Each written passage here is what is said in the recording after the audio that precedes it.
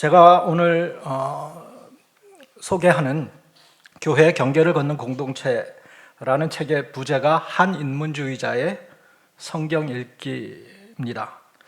그리고 이 책의 전작, 5년 전에 나온 전작이라고 할 수 있는 텍스트를 넘어 컨텍스트로라는 책의 부제는 한인문주의자의 사회와 교회 읽기였습니다. 즉 인문주의자라는 자의식을 갖고 사회와 교회, 성경을 읽어낸 소소한 작업의 결과물입니다. 읽기의 대상은 달라졌지만 인문주의자 그리고 읽기라는 이 두 지향은 변함이 없습니다. 우리는 오늘 책을 읽고 공부하는 것이 쉽지 않은 시대에 살고 있습니다. 유튜브 같은 영상 매체를 통해서 지식을 얻는 것이 보편화된 영향도 물론 있겠지만 나이가 들면서 안경과 돋보기를 번갈아 쓰면서 책을 봐야 되는 이미 노쇠해버린 우리의 시력도 한몫을 할 겁니다. 그럼에도 우리는 죽을 때까지 읽고 공부해야 한다는 내키지 않는 당위를 갖고 살아갑니다.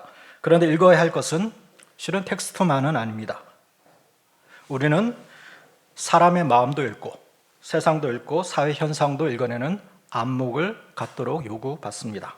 성경이라는 텍스트와 그 텍스트가 직조해낸 컨텍스트 모두 우리의 읽기의 대상입니다. 제 일관된 관심은 이런 인문주의라는 자의식을 갖고 읽는다는 것이 무엇인지, 그것이 왜 필요한지 이야기하고 싶은 것입니다.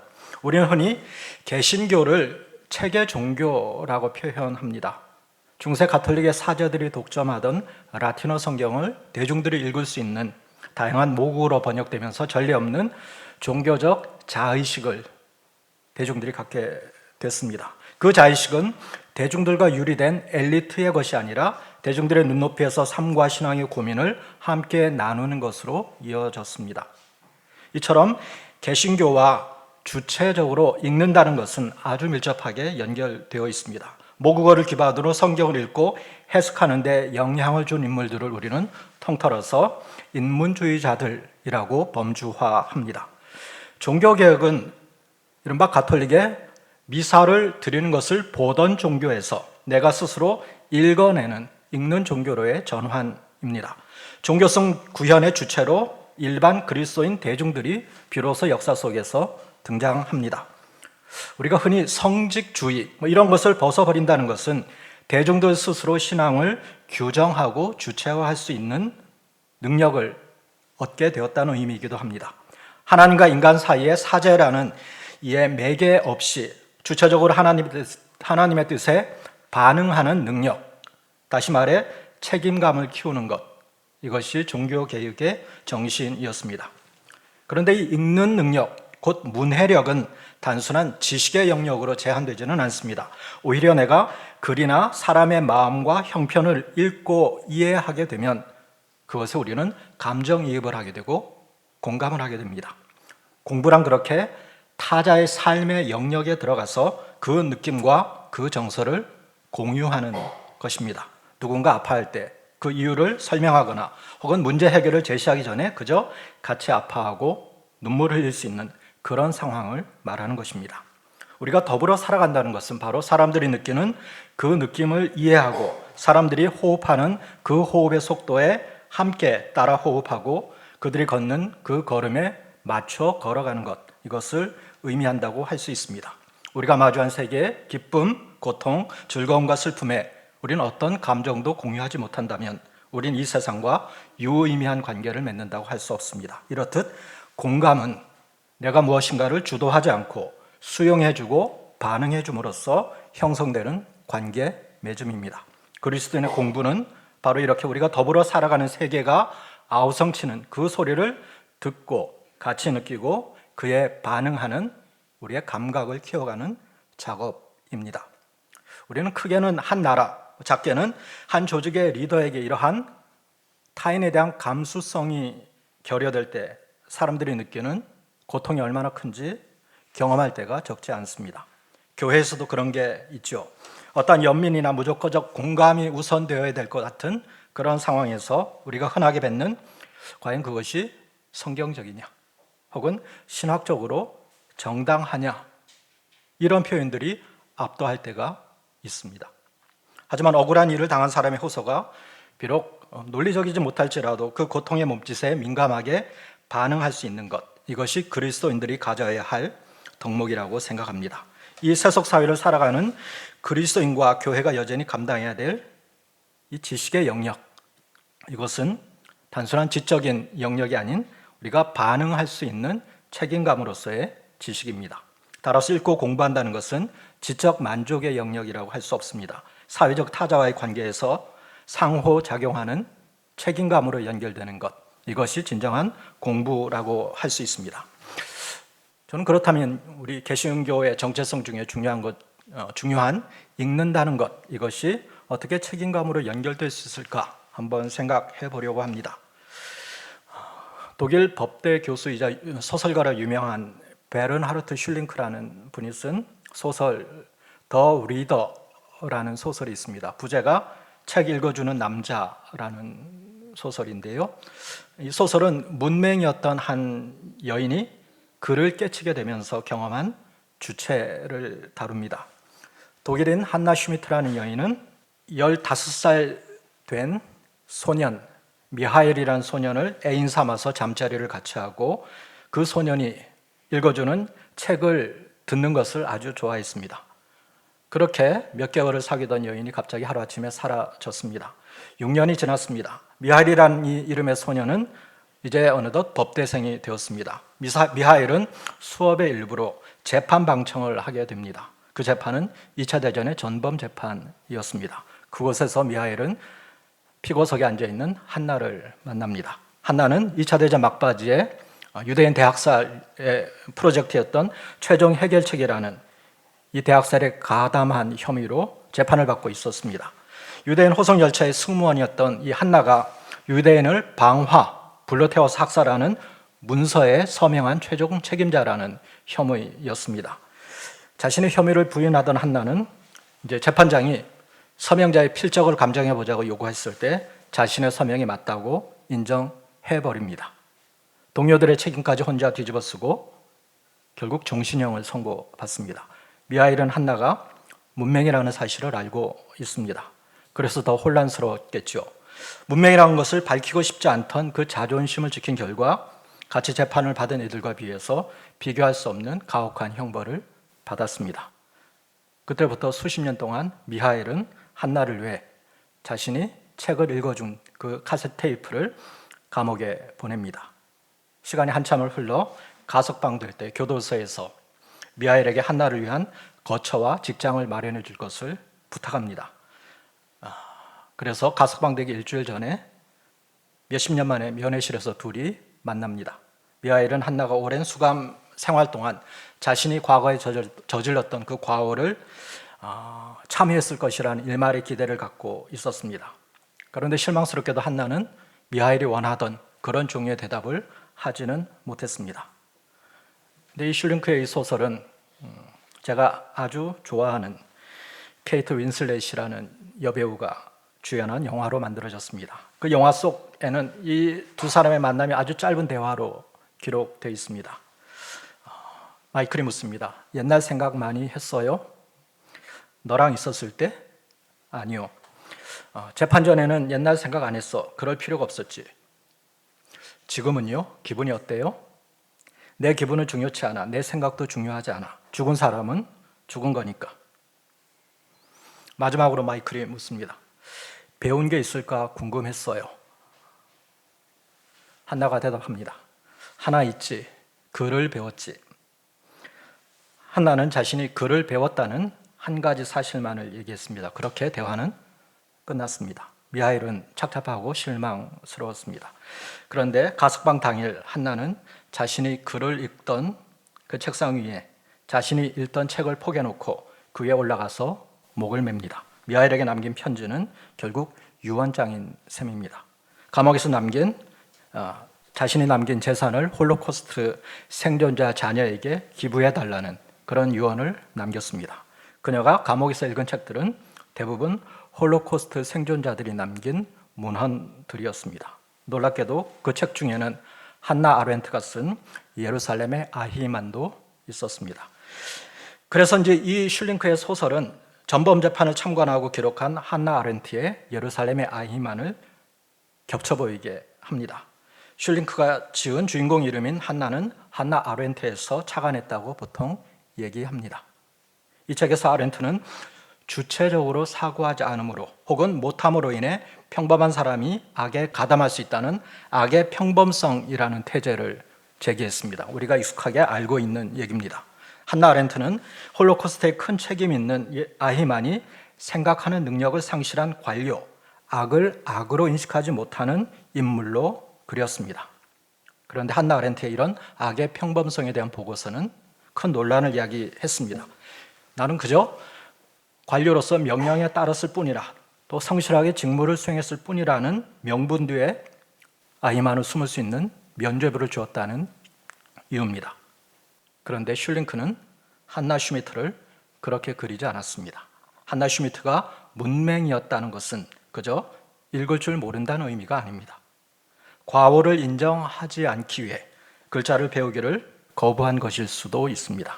자신 비록 종신형을 받았지만 읽을 줄 모르고 한 것이기에 그만한 죄는 아니라고 생각했을 수 있는 것이죠. 그러나 한나는 미하일이 꾸준하게 보내준 책들을 들으며 비로소 읽고 쓰고자 하는 용기를 갖게 되었습니다. 슐링크는 소설에서 다음과 같이 썼습니다. 문맹이란 의존하는 것이다.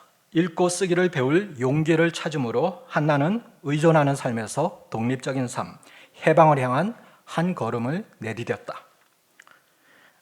문맹은 의존하는 것이다. 영어에는 illiteracy is dependence 이렇게 되어 있습니다. 그리고 이것을 한글 번역본에는 문맹은 미성년의 상태이다 라고 옮겼습니다. 한나가 스스로 읽고 쓰는 것을 배우는 것은 실은 커다란 용기였습니다. 그저 읽을 수 있게 되었다는 것이 아니라 스스로의 인생에 책임을 지는 성년으로 살겠다는 결심이었기 때문입니다. 자신의 과거를 직면하고자 하는 의지였기 때문이죠. 그녀가 남긴 책들이 그것을 웅변해 줍니다. 그러니 미할과의 대화에서 글을 배웠다라는 말은 이미 주체로서 자신의 과거와 책임과 함께 마주했다는 의미입니다. 문맹이라는 이유로 문맹인 채로 회피하지 않았습니다.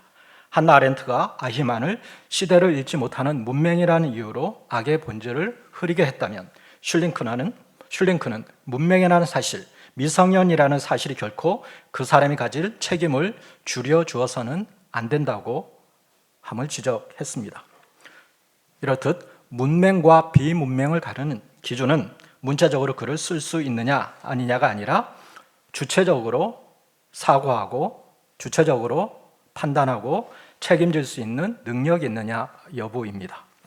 의도적인 오독, 선택적 읽기, 편의적 적용 이런 것 등은 우리가 글을 읽을 줄 안다고 할 수 없는 상황입니다. 우리는 때로 우리의 사적인 욕심 때문에 악한 목적 때문에 소통되지 않는 언어와 문자가 일상성으로 위장될 수 있습니다. 악이 악한 것은 잔혹한 모습으로 등장하기 때문이 아닙니다. 악이 정말 악한 것은 평범한 일상의 얼굴로 나올 수 있기 때문입니다. 사악한 얼굴은 우리가 피할 수 있습니다. 비난할 수도 있습니다. 하지만 평범한 얼굴을 한 악은 늘 정상성을 주장합니다. 그래서 악이 드러나면 미처 따져보지 못한, 사려 깊지 못한 실수로 위장하곤 합니다. 문맹을 심신미약자이자 미성년의 행위로 치환하는 것입니다. 한나 슈미트에 있어서 읽는다는 것, 성년이 된다는 것은 자신이 저지른 죄로부터의 해방의 걸음이었지만 그녀의 최종 선택은 죽음으로 속죄하는 것이었습니다.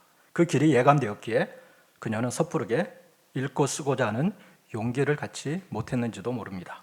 읽고 쓰는 것은 결코 가볍게 내뱉을 수 있는 표현이 아닙니다. 문맹의 극복이란 주체적 사유와 비평, 판단 능력과 더불어 자신의 말과 행위에 대한 전적인 책임과 연결됩니다. 어쩌면 한나 슈미트의 생애 마감은 해방을 향한 가장 극적인 저항이었습니다. 이제 누구도 한나 슈미트를 심판할 수 없습니다.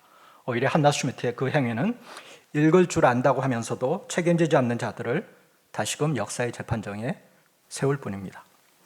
스스로 읽기를 배움으로 한나는 비로소 진정한 독립적인 성년이 되었습니다. 그저 기성의 것을 반대하는 데 머무는 것이 아닌 자율과 책임을 지닌 진정한 근대인 말입니다. 근대인이 되는 이 여정은 결코 간단하지 않습니다. 미하일이 한나에게 수십 년을 카세트 테이프를 녹음해서 읽어주었지만 진정한 변화는 한나가 스스로 읽고자 결심했을 때 일어났습니다. 모두 그렇다고 할 수는 없겠습니다만 대개의 교회는 이 집단성 속에 개인이 묻히기 쉬운 구조에 있습니다. 스스로 읽는 것, 읽어내는 것을 크게 반기지도 강조하지도 않습니다. 설교단에서 진리라고 선포되는 가치를 수용하고 살아내는 것, 이것이 미덕이 되어 있죠. 결국 설교단에서 청중을 압도하는 카리스마를 갖춘 설교자의 말과 행동, 사고에 우리 스스로를 동화시켜 나갑니다. 그 일체감이 깊은 사람들이 교회 내에서 좋은 구성원의 역할을 부여받습니다. 이 현실은 자칫 자신의 삶과 신앙의 주체성을 상실한 개체를 양산할 수 있습니다. 사회적인 외침을 듣지 못하고 시대와 사회를 읽어나가는 능력을 상실한 문맹이 대량으로 양산될 수 있는 위기가 있습니다. 스스로 읽어내는 힘을 기를 때만이 하나님과 바른 관계를 맺고 사회 속의 타자들을 책임지는 자아를 만들어갈 수 있습니다. 공부한다는 것은 이렇게 스스로 주체성과 책임의식을 갖고 읽어내는 법을 배우는 것입니다. 개인적 사회적 트라우마를 마주할 때 손쉬운 답을 찾기보다 그 복잡 다단한 층위를 읽어내는 그 품을 들여야 합니다. 그것이 한나가 했던 읽고 배우는 것이라고 할 수 있습니다. 주체적으로 읽는다는 것, 이것은 타자에 대한 공감과 사회적 책임감 같은 어떤 감을 갖게 된다는 것이라고 할 수 있습니다. 우리는 읽는 것, 공부, 이것을 지식의 문제로 치환하기 쉽지만 실제로는 그렇지 않다는 것입니다. 우리가 공감을 배우지 못하는 공부는 반지성주의로 연결되기가 쉽습니다. 한국에서 기독교만큼 실제로 공부, 읽기를 강조하는 이 종교는 드문드 보입니다. 그럼에도 우리 사회에서 기독교는 반사회적, 반지성적 종교라고 비판을 받습니다. 미국의 역사학자 리처드 홉스테터라는 사람이 미국의 반지성주의라는 책을 1963년에 썼습니다. 그는 이 작품에서 미국 반지성주의의 그 기원을 복음주의 기독교에서 추적합니다. 그는 이른바 1950년대 미국 사회에 크게 일어났던 메카시 열풍으로 가시화된 미국의 반지성주의의 뿌리를 대각성 운동으로부터 빌리 그레함에 이르는 이 복음주의 운동의 결과물이라고 추적하고 비평했습니다. 그리고 이런 메카시즘 열풍이 분 이유를 미국인들이 주체적으로 역사를 읽어내지 못하는 빈약한 역사의식 때문이라고 보았습니다. 그는 반지성주의라고 부르는 태도와 사상을 묻는 공통의 요소를 이렇게 정의했습니다. 정신적인 삶을 대표한다고 하는 사람들에 대한 분노, 의심, 그리고 생명의 가치를 끊임없이 최소화하려는 성향, 이렇게 얘기했습니다. 이렇듯 변하는 세상을 읽어내는 지식인의 역할에 대한 혐오와 생명의 가치를 무시하는 경향이 대두되면서 인간의 삶이나 제도, 사회운동이 한 발 앞서 나가는 것을 막아섰습니다.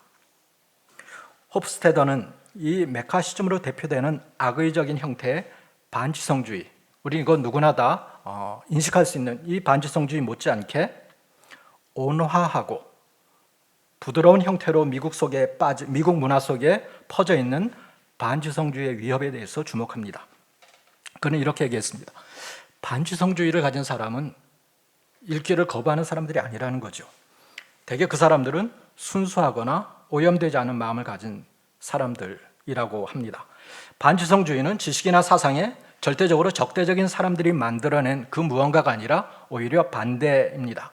반지성주의에 쏠린 사람들은 무죄한 사람이 아니라 오히려 이상이 높은 사람들이고 그것을 진지하게 추구하고 어떤 사회적 목적의식으로 가득 찬 사람들이라고 우리의 예상을 빗나간 얘기를 합니다. 그리고 대부분 반지성주의를 추구하는 사람들 중에는 학식이 높은 사람들이 매우 많고 자신의 어떤 신학적인 견해나 정치적인 견해를 분명하게 설명할 수 있는 사람들이 많다고 했습니다. 그리고 반지성주의를 이렇게 평가했습니다. 우리가 여전히 지식인이라고 간주할 수 있는 광신도가 있지만 광신의 본질은 종족 혹은 집단적인 결함입니다. 이렇게 표현했습니다. 지성에 대한 관심이 아무리 헌신적이고 진지하더라도 그 지성을 어떤 제한된 선입관 또 특정한 목적을 위한 것으로 축소할 때 지성은 광신주의에 삼켜집니다. 지성에 대한 헌신보다 더 위험한 것은 어떤 제한된 사상에 과도하게 몰입하는 것입니다. 그 효과는 신학에서 마찬가지로 정치에서도 똑같이 관찰할 수 있습니다. 즉, 너무 축소된 준거 틀 내에서 과도한 경건으로 인해 지적 기능이 압도될 수 있습니다. 이런 표현을 썼습니다. 그는 종교 내부자가 아니라 종교 외부자의 시선으로 바라보았는데요. 이런 반지성주의를 넘어서는 해법으로 경건의 균형감이라는 표현을 했습니다. 즉, 경건이 지나치게 경직된 방식으로 구현되는 것을 방지하기 위해서 지식인들이 가진 논리적인 특성, 유희적인 특성에 어떤 집중할 것을 얘기합니다. 즉, 우리가 생각하는 지적인 활동은 어떤 경직된 진리를 붙들고 맹목적으로 그 틀을 추정하는 것, 이런 것이 아닙니다. 지식인은 오히려 정신적인 놀이를 즐기는 사람이어야 하고 그 지적 활동 자체가 오픈되어 있고 그 지적 활동에서 우리가 순수하게 기쁨을 누리는 것이 되어야 한다는 겁니다. 그럴 때 그 지식은 갇힌 지식이 아니라 확장될 수 있고 그 지식을 가진 사람들은 경직되지 않고 이 사회와 상호적인 관계 맺음을 할 수 있습니다. 우리 사회는 과거 이 지식인이라는 사람이 가졌던 사회적 신뢰가 없습니다. 오히려 다양한 미디어를 개인이 접근할 수 있게 되면서 파편화된 반지성의 소리를 우리는 수많은 미디어를 통해서 접합니다. 그렇죠? 반지성이란 지성을 무시하는 것이 아니라 지성의 이름으로 이데올로기를 확산시키는 움직임입니다. 즉, 자신의 신앙적, 정치적인 확신을 지성이라는 이름으로 표출하는 것입니다. 그렇기 때문에 이 반지성주의를 넘어서는 해법, 이게 좋은 지성을 갖추는 것으로는 충분하지 않다는 것이죠. 오히려 자신들이 타협할 수 없다고 주장하는 그것이 과연 그러한가, 기존의 배움을 멈춰서 되돌아보는 것, 이것이 훨씬 더 중요한 것입니다. 그래서 반지성주의를 극복하기 위한 공부는 새로운 지성, 올바른 지성의 함양이 아니라 사회적 감성을 키워가는 것입니다.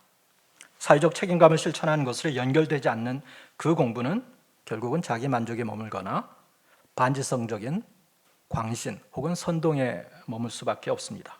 그런 데서 발화되는 언어들은 반향 없이 허공에서 사라질 수밖에 없는 것입니다. 한나 슈미트의 사례에서 보듯 결국 읽기란 무엇입니까? 사회적인 책임감, 사회적인 감수성입니다. 진정한 공부는 그러므로 사회에서 소외되고 외면당하는 목소리에 공명하는 것으로 연결됩니다. 앞서 말씀드렸지만 우리 교회는 사실은 양가적 가능성을 가진 집단입니다. 자칫 교회에서 시도하는 무수한 성경 공부와 지적인 활동이 이런 사회적인 감수성으로 연결되지 않는다면 교회는 감성이 메마른 지성을 추구하는 듯하지만 반지성주의의 선두에 설 수밖에 없습니다. 교회는 무슨 객관적 지식을 추구하거나 기술적 지식을 추구하는 그런 것이기보다는 그리스도를 통해서 하나님을 알아가는 지식, 하나님의 마음을 이해하는 지식을 끊임없이 이야기해야 합니다. 누군가 눈물 흘릴 때 같이 눈물 흘릴 수 있고 지구가 아파할 때 그 아픔을 함께 느낄 수 있는 공감과 책임감을 갖는 것, 이것이 제가 생각하는 읽기와 공부의 궁극적인 목적입니다. 제 짧은 이해에서 보자면 신학적 작업은 기둥을 세우고 뼈대를 세워 집을 짓는 것입니다. 그 안에서 사람들은 안전하고 평안하게 보호받습니다. 그에 비한다면 인문학적 작업은 할 수 있는 한 울타리를 넓혀가는 작업입니다. 우리의 사유의 폭을 극단으로 확장해서 경계를 넓히는 것입니다. 하나님의 형상을 지닌 사람들의 여러 다양한 사고와 관점을 수용할 수 있는 넓은 품을 갖게 되는 것입니다. 그 속에서 우리는 점점 더 이 땅에서 하나님의 형상을 지닌 사람들의 무늬를 바라볼 수 있게 됩니다. 우리는 그렇게 새겨진 무늬를 사람의 무늬, 인문이라고 부릅니다. 교회라는 맥락에서 인간의 무늬를 새기는 이 인문의 작업은 자칫 하나님의 존재를 벗어나고 지워버리는 것이라고 오해받곤 합니다. 그러나 인문학의 관점으로, 인문주의의 관점으로 읽는 우리의 읽기와 우리의 공부는 하나님이 주신 존엄을 상실한 사람들을 기억하고 그 존엄을 회복하고 더불어 함께 살아가도록 격려하는 밑거름을 위한 작업입니다. 저는 우리의 읽기가 어떤 틀 안에 가두어지기보다 조금은 더 용감하게 확장될 수 있으면 좋겠습니다. 그리고 제 책이 그런 고민을 풀어나가는 조그마한 길잡이 역할을 할 수 있다면 더할 나위 없겠습니다. 감사합니다.